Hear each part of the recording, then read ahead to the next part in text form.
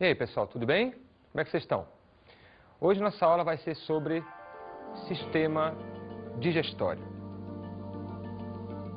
Vou começar fazendo uma pergunta simples. Por que nós, animais, comemos e as plantas não precisam comer? É uma pergunta intrigante, né? É muito simples. Nós precisamos de energia. As plantas também precisam de energia. Só que as plantas conseguem a sua energia absorvendo luz. Elas realizam a chamada fotossíntese. Já nós não conseguimos realizar a fotossíntese. Não adianta ficarmos parados sob o sol, que nós não vamos conseguir transformar essa energia maravilhosa, luminosa, em compostos químicos. Nós não temos, por exemplo, a clorofila. Então nós temos que ingerir os alimentos, temos que comer os alimentos. E na hora que nós comemos os alimentos, nós vamos conseguir os nossos nutrientes.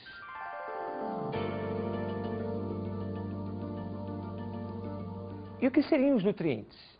Os nutrientes seriam substâncias químicas que vão satisfazer as necessidades da célula.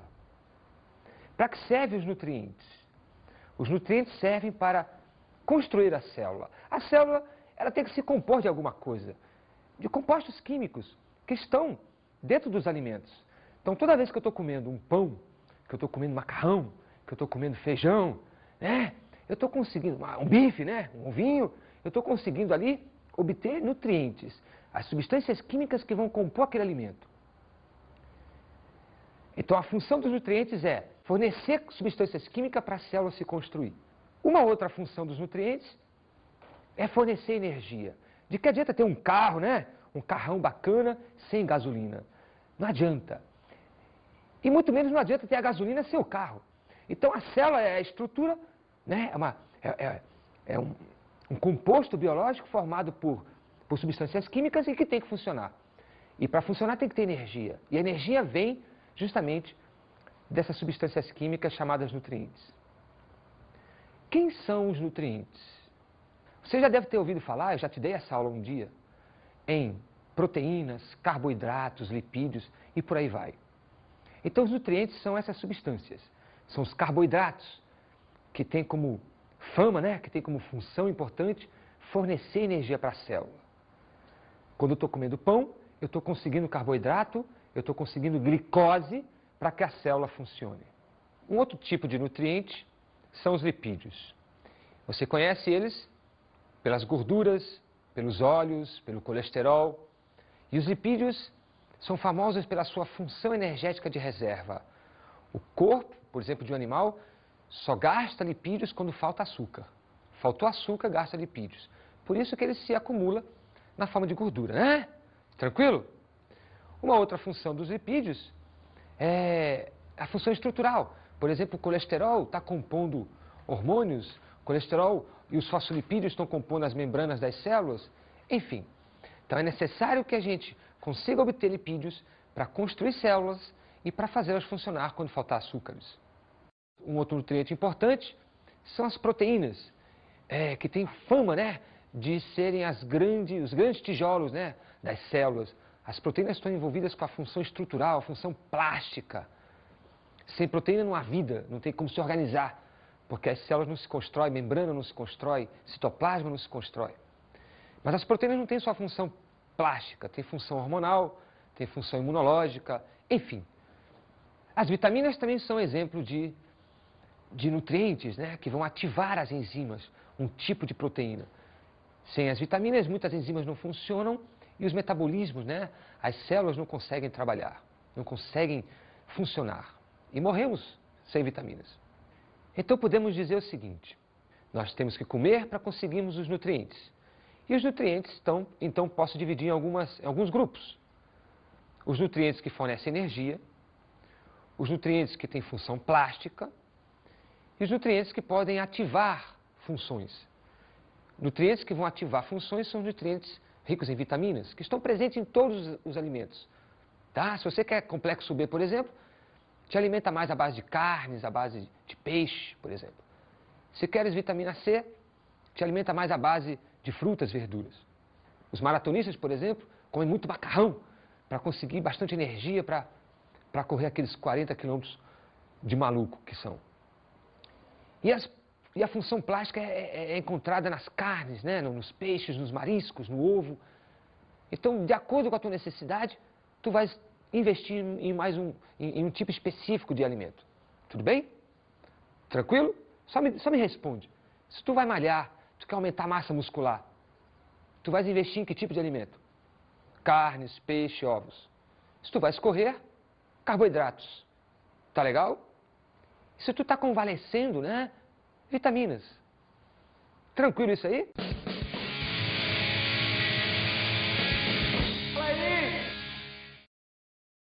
Então, o que é que você está comendo? Acarajé com camarão e vatapá. Você tem tempo para se alimentar corretamente? Às vezes. Durante o dia você come muito lanche. De vez em quando. Quer dizer que não dá para manter hábitos alimentares saudáveis, comer em casa, almoçar, essas coisas? Às vezes sim, às vezes não, né? Oi, o que é que você está comendo? Biscoito amanteigado. Biscoito amanteigado. Exato. Você acha saudável? Não é, mas é rápido, né? Você passa, pega e sai comendo. Você tem tempo de manter hábitos alimentares saudáveis? Não tenho. Não dá para comer em casa? Não, porque eu tenho 2 profissões, então é impossível. Sempre come lanche e na rua? Sempre no centro. O que é que você está comendo? Tô comendo um X-picanha aqui, cara. É bem gorduroso. Bem gorduroso, cara. Bem gorduroso. Você tem costume de manter hábitos alimentares saudáveis? Olha, cara, não é sempre, mas a gente se preocupa. Eu costumo me preocupar. Mas não é sempre que eu faço isso também, né, cara? De vez em quando, que nem assim, comendo, assim, você falando, pô, acho que eu perdi a fome. Ou seja, você nunca tem tempo de comer em casa, sempre comendo na rua e com pressa. Sempre com pressa, sempre. Saindo da faculdade pro trabalho direto, né, então tem que ir correndo mesmo, não dá tempo, cara. Não dá tempo de manter uma vida alimentar saudável. Saudável mesmo não, cara. Como se deveria, não. X-picanha. X-picanha. Você tem hábitos alimentares saudáveis? Eu acredito que sim. Me alimento bem. Tem costume de comer em casa ou mais na rua? Mais em casa. Mas quando você tá na rua, você procura comer o quê? Sempre lanche, assim? Não, na realidade eu abri uma exceção hoje. A maioria das vezes é almoço, normal, refeição normal. Quando você alimenta assim, você se alimenta assim por falta de tempo ou costume? Acho que falta de tempo. Viram só? É complicada essa vida moderna, né? Por mais que as pessoas se esforcem, viram o que aconteceu? As pessoas tendem aos fast foods, tendem ao estresse e tendem a não conseguir comer bem no dia a dia. Poucas pessoas responderam que têm suas refeições, né, que vão em casa, que relaxam, que tem um bom café da manhã, que tem um bom almoço, um bom jantar. É na base da correria, é na base das frituras, é na base... Enfim, isso é uma bomba atômica. Temos que cuidar da nossa alimentação, porque cuidando da nossa alimentação vamos otimizar o nosso corpo, o funcionamento do nosso organismo. Tá legal? Para isso, vamos estudar a anatomia do sistema digestório. Vamos conhecer detalhes da boca, detalhes do tubo digestivo até chegar no ânus, que é por onde o alimento que entrou pela boca vai sair. Tudo bem? Para digerir é necessária energia. Por isso que quando a gente come alguma coisa, e quando come coisas pesadas como um mocotó, uma feijoada, né? A gente começa a suar bastante, começa a ficar com calor. É só um exemplo de que, para a gente conseguir energia, gasta energia. Tá legal? O sistema digestivo se compõe da seguinte forma. A boca, e na boca existem as glândulas, a língua e os dentes. Depois a gente entra em detalhes de cada um. Logo após vem a faringe, depois da faringe o esôfago, e o esôfago vai se abrir no estômago. O estômago depois no intestino, que pode ser de 2 tipos. Intestino delgado, que é aquele mais fininho, mais comprido, e o intestino grosso, que pelo nome, né? E ele inclusive é mais curto. Depois do intestino grosso, vem o reto e por último, o ânus. No intestino delgado ainda existem algumas glândulas, né? Uns anexos digestivos, que no caso são a vesícula biliar e o pâncreas. Vamos então agora fazer uma viagem por todo esse canal, por todo esse tubo digestivo, começando pela boca e até chegar no ânus. Nessa parte interna, nós temos então a cavidade oral, com a língua e a dentição. Dentição superior e inferior, aqui o maxilar. Os dentes estão adaptados para diversas funções, como cortar, macerar, triturar. A língua é um órgão cheio de glândulas, cheio de estruturas que servem para sentir a textura do alimento sentir o sabor do alimento. Nós sabemos quando temos uma pedra de gelo, sabemos quando temos uma castanha, por exemplo, na boca, sabemos quando o alimento está cortado, sabemos se ele é liso, se ele é áspero, sabemos se é doce, se é salgado, tudo por causa da língua. Na ponta da língua predominam os sabores doces. Na base da língua predominam os sabores amargos. E nas laterais predominam os sabores azedo e salgado. No centro da língua existem papilas que vão sentir a textura, as papilas filiformes. Elas é que vão te ajudar a diferenciar uma coisa lisa, de rugosa, de áspera, enfim. A cavidade oral vai agora se conectar com uma estrutura chamada faringe. E a faringe também é comum à cavidade nasal. Então nós temos a cavidade nasal e a cavidade oral, ambas ligadas por esse ducto, esse caninho pequenininho chamado de faringe. Essa faringe agora vai se conectar ao esôfago de um lado e à laringe do outro. Uma vez que a faringe se conectou com o esôfago então agora vai se ligar ao estômago. O esôfago é um tubo comprido e nele se iniciam os movimentos peristálticos. É impressionante. O esôfago é formado por músculo liso e qualquer músculo liso ele exerce função involuntária. Pensa no seguinte, eu consigo contrair meu braço, porque aqui é constituído de músculo estriado. Ele obedece à minha vontade. Mas eu não consigo fazer os meus intestinos virarem de lado. Não consigo, porque eles são constituídos, existe uma conformação de musculatura lisa e ela não obedece à minha vontade. O esôfago, então, funciona automático, como todo e qualquer músculo liso. Uma vez que um gole d'água, um amendoim de nada, chegou no esôfago, ele já começa a levar essa gota d'água ou esse amendoim para frente. Tu pode ficar de cabeça para baixo, cabeça ao contrário, que a comida não volta mais, nem água, nem líquido, nem gasoso, nada. Vamos voltar aqui para o modelo, para a gente agora entrar em detalhes e ver o estômago, o intestino, o fígado, né? Vamos aqui. Eu vou chamar um cidadão pequenininho para me ajudar, um troglodita. Vem aí, cara, vem aí me ajudar. A criatura, olha o tamanho da criança. Vamos tirar aqui o coração. Sabe que o coração dele é 15 vezes maior que isso aqui, né? E nós vamos falar do estômago. Deixa eu só tirar aqui o fígado, que a gente já vai falar dele. E agora, né, vamos ver aqui o estômago. Observem que é cheio de vasos.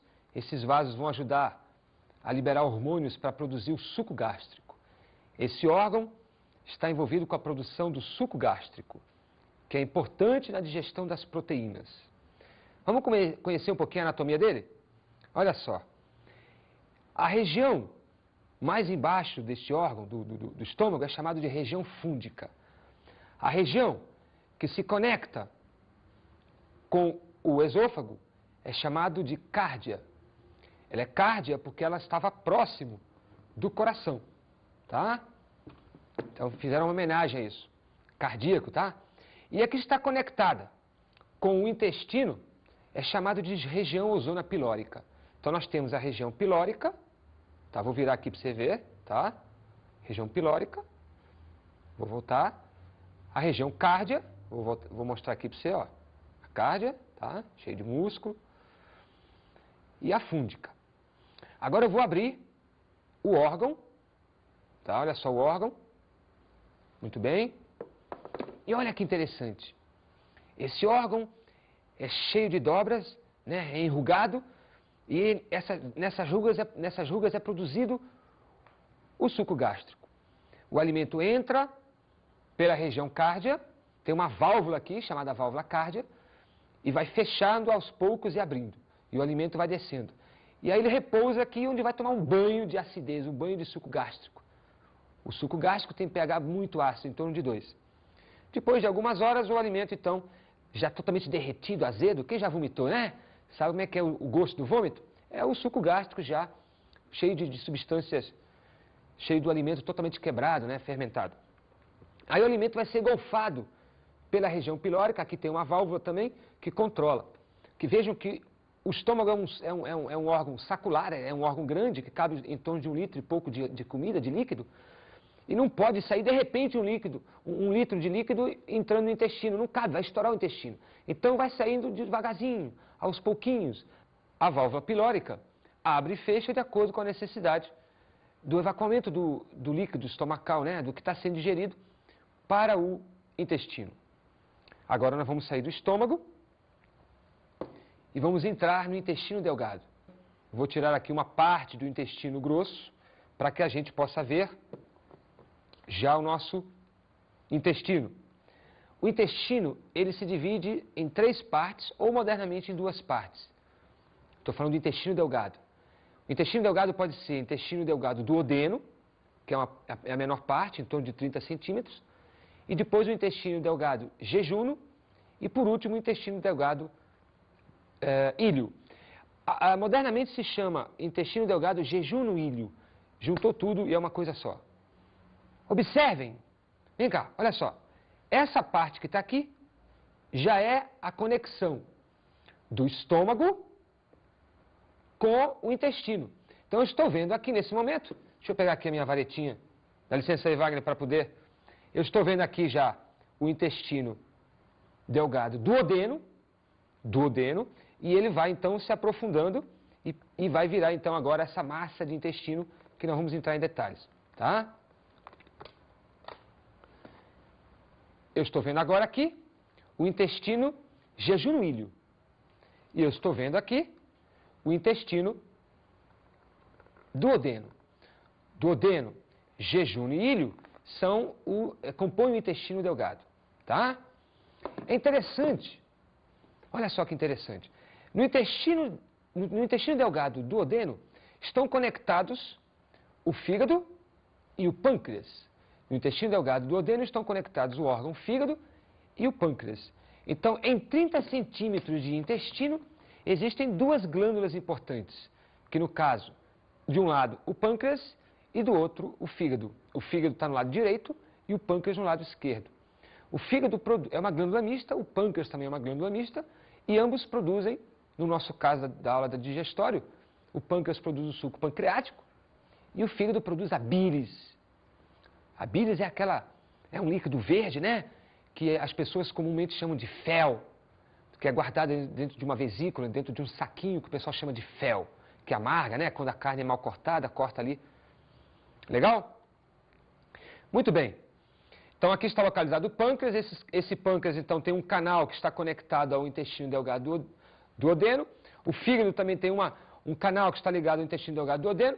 E os dois vão fornecer as suas secreções para o intestino delgado duodeno. É tão impressionante o delgado duodeno que se eu fizer um corte e extirpar, eliminar esses 30 centímetros de intestino, a pessoa simplesmente não consegue mais digerir nada e morre por inanição. Inanição. Tá legal?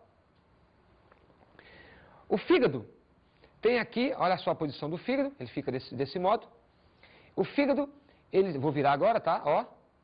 Ele tem a vesícula biliar, que está aqui desenhada em verde.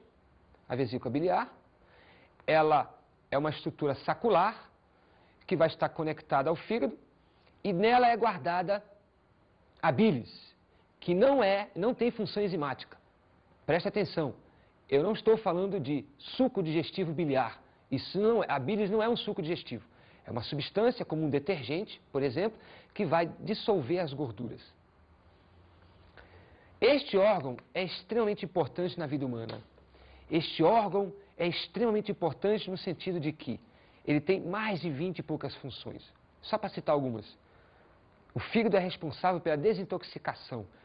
Quando as pessoas estão intoxicadas por algum motivo, remédios, álcool, drogas, etc., é o órgão fígado que vai tentar transformar essas substâncias extremamente tóxicas em menos tóxicas. Sem fígado, em menos de 3 dias, tu estás morto. Totalmente intoxicado. Uma outra função é produzir a bílis. Uma outra função é produzir o colesterol. O colesterol também é produzido pelo fígado. E este órgão peculiar, ele tem a capacidade de regeneração muito grande.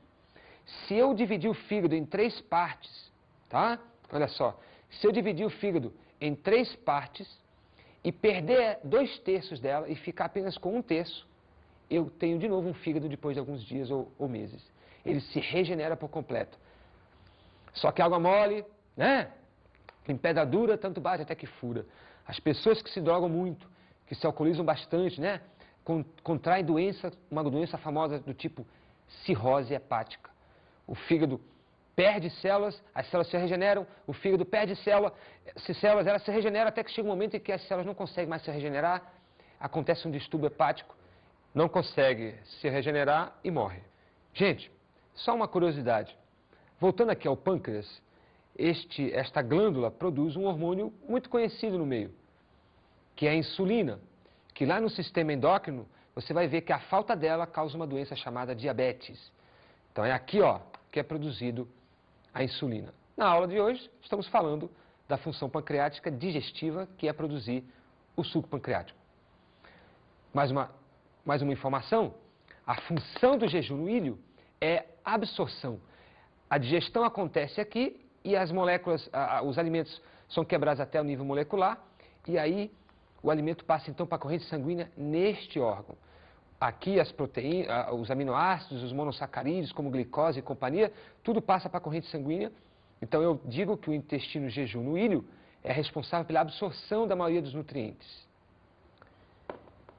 Mas observem o intestino grosso. O intestino grosso, tá?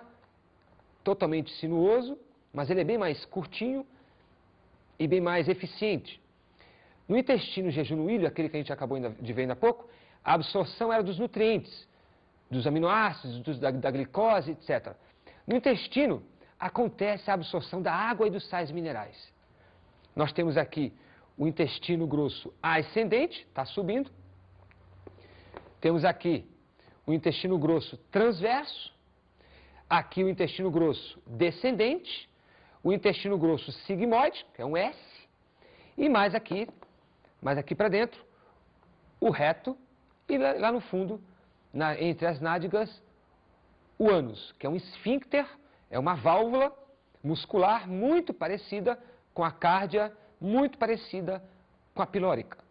Tudo bem? A válvula anal, ou o esfíncter anal, obedece às nossas vontades. É constituída de músculo estriado, músculo que obedece à vontade. Então, quando a gente está com vontade de ir ao banheiro, por exemplo, a gente consegue segurar, né? Está no trabalho, está dando aula, por exemplo, e a gente consegue, né? Segurar ali e tudo fica feliz, tudo fica bom. Aliás, eu vou te mostrar porque nós sentimos a necessidade de ir ao banheiro, ou seja, a necessidade de evacuar. Porque este aqui é o reto, tá? Vejam que fica perto da genitália, tá?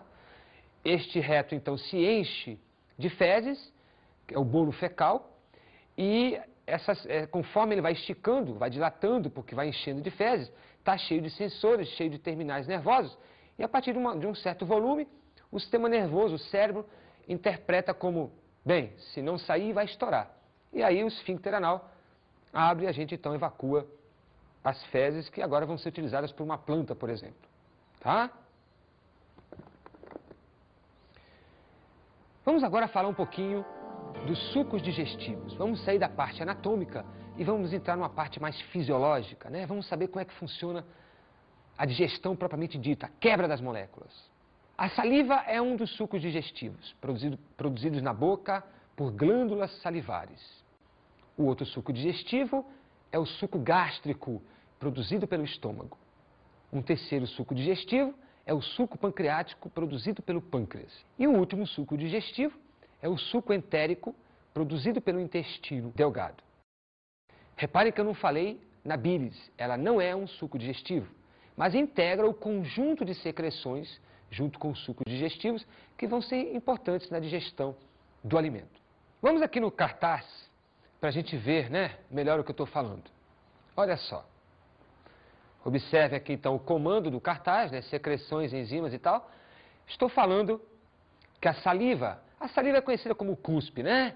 Ela se compõe pela enzima amilase salivar, também chamada de pitialina, e vai quebrar o amido em substâncias menores, chamadas de disacarídeos, que são, no caso, representados aqui pela maltose. Tudo bem? A saliva é produzida na boca, especificamente nas glândulas salivares. Nós temos glândulas salivares aqui embaixo das bochechas, ao lado, né, chamada de parietais, embaixo da mandíbula, chamada de submandibulares. Essas seriam as nossas principais glândulas. Ainda temos, por exemplo, duas embaixo da língua, chamadas de sublinguais. E a saliva, uma curiosidade, ela muda de textura, muda de solubilidade, de acordo com a vontade que nós temos de comer.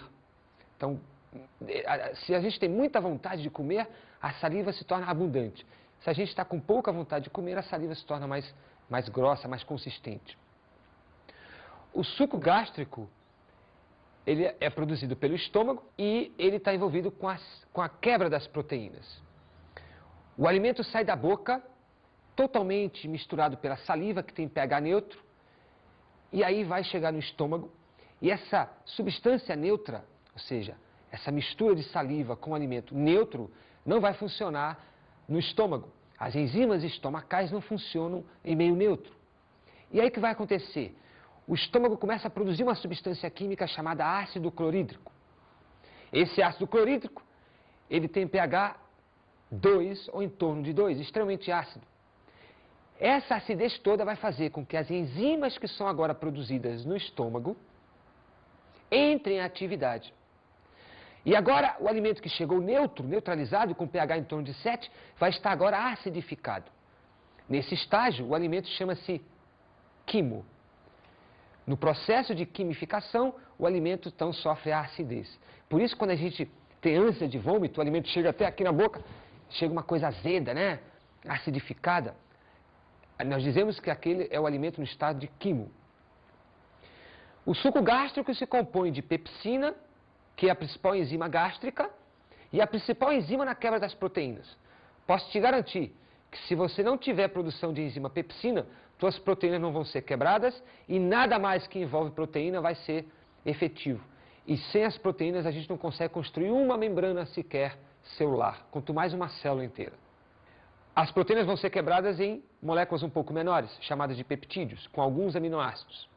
Para os bebês, a pepsina não é tão abundante, mas uma outra enzima chamada renina é abundante, porque ela vai quebrar as proteínas do leite. Imagina que tu passou por um período de amamentação e a tua alimentação básica era o leite. E as proteínas têm que ser retiradas dali do leite, era a tua fonte de proteína. Então, em vez de pepsina, tu tinhas muita renina. Quando a gente vai ficando adulto e vai começando a mudar nosso cardápio, nós deixamos de produzir drasticamente a renina e começamos a produzir mais pepsina.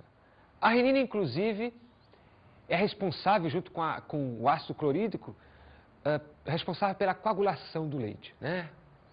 Interessante isso. Vocês lembram daquele Godzilla que veio nos ajudar a tirar os órgãos do modelo? Aquele Godzilla tem que comer muita carne. Ele tem que ter toneladas de pepsina naquele organismo para poder manter aquela envergadura toda. Então, a pepsina é produzida na proporção de ingestão de proteínas. Uma pessoa muito grande consome muita carne, precisa de mais de proteína, então tem muita pepsina. Essa é uma relação interessante.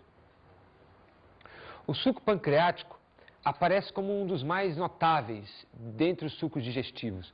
É de extrema importância esse suco. Ele ataca em várias frentes.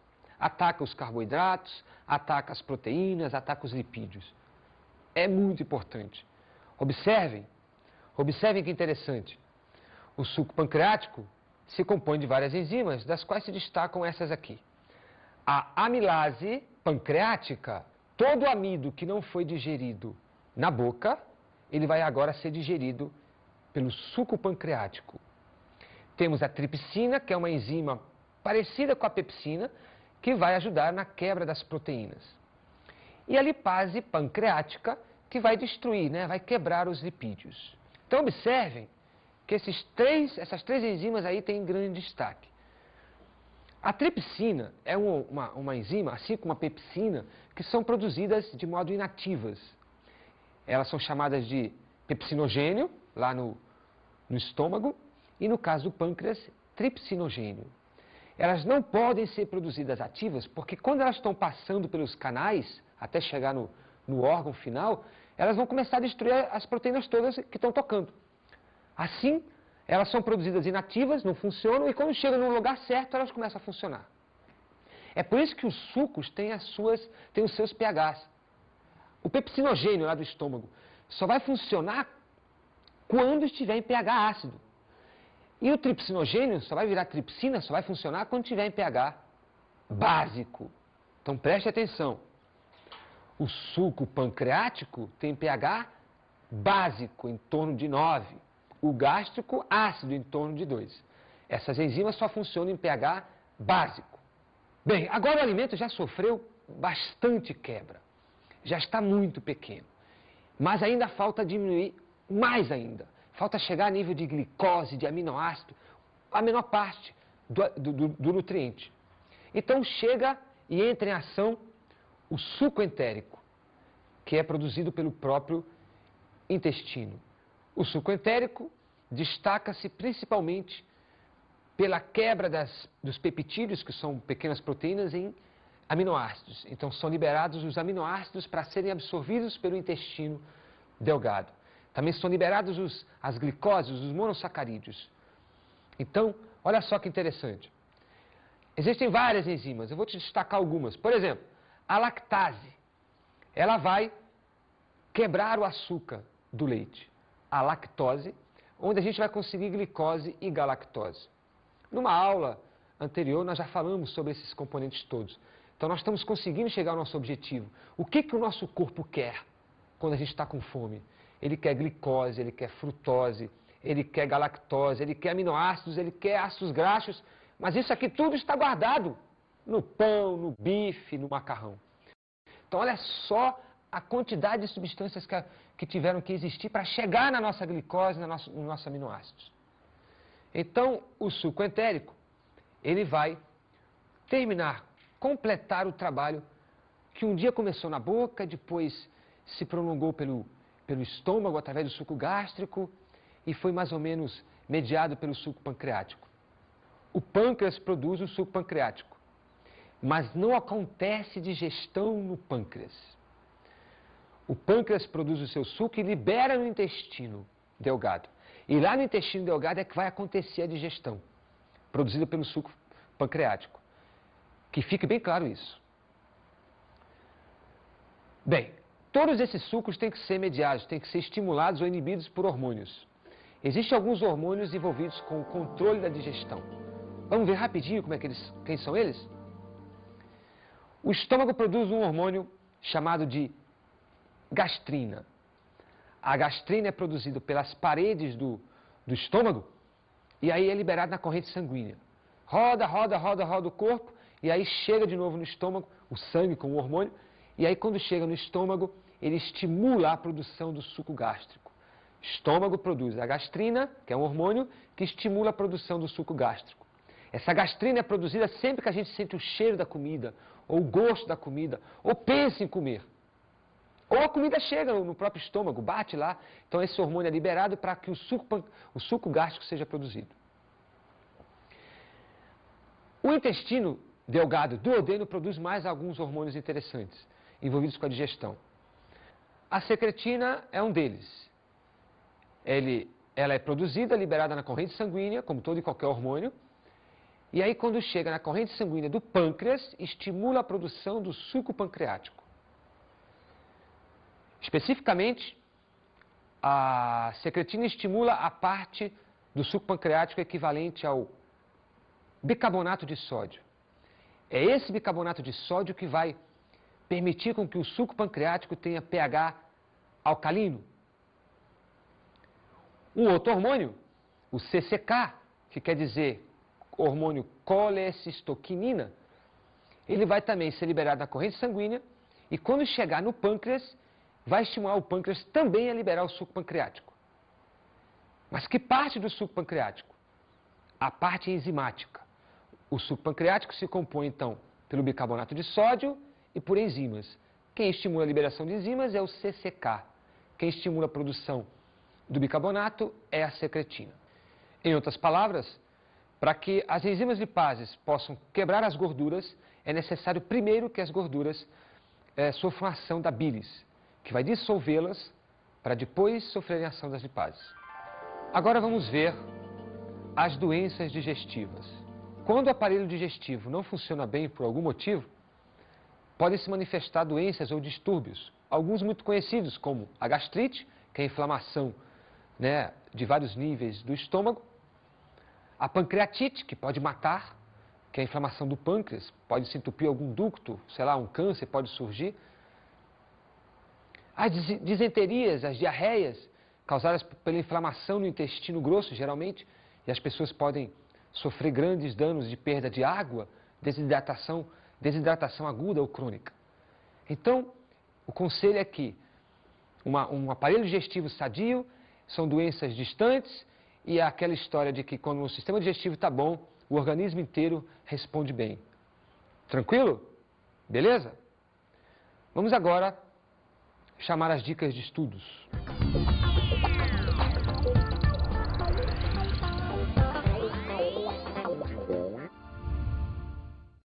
Como dicas de estudo, eu sugiro que tenha atenção a alguns componentes anatômicos, como conhecer um pouquinho o intestino, conhecer um pouquinho o estômago, o pâncreas e o fígado. Detalhe também para as principais enzimas digestivas. Então, eu queria que você, por exemplo, estudasse com maior ênfase os principais sucos digestivos e soubesse as enzimas e as substâncias que elas vão agir.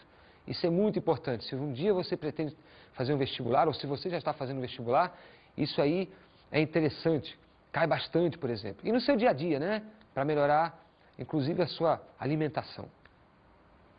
Boa sorte e até a próxima aula.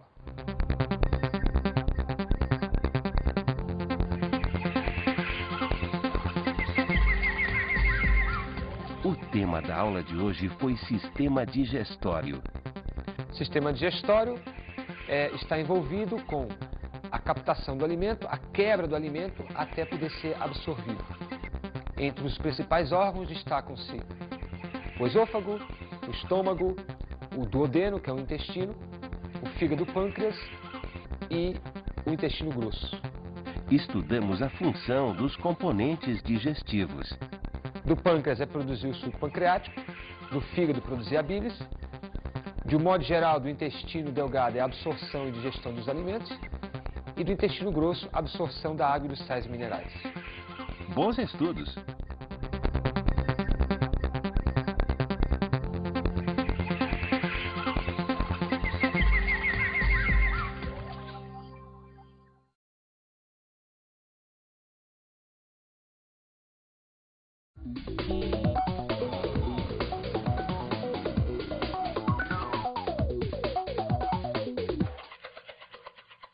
Sugiro que os alunos façam os exercícios do livro, que são muito bons, e também que eles façam um trabalho ou alguma forma que você decida, mas um trabalho onde envolva a pesquisa com diversas categorias de pessoas, com diversas categorias de trabalho e com o enfoque de analisar a alimentação dessas pessoas, o estado de saúde dessas pessoas baseado no tipo de alimentação que elas comem. Por exemplo, um atleta, um empresário, um gari, um professor, o próprio aluno, e dessa forma descobrir parâmetros, né, de quem está mais saudável, de quem está menos saudável com o seu dia a dia. Boa sorte.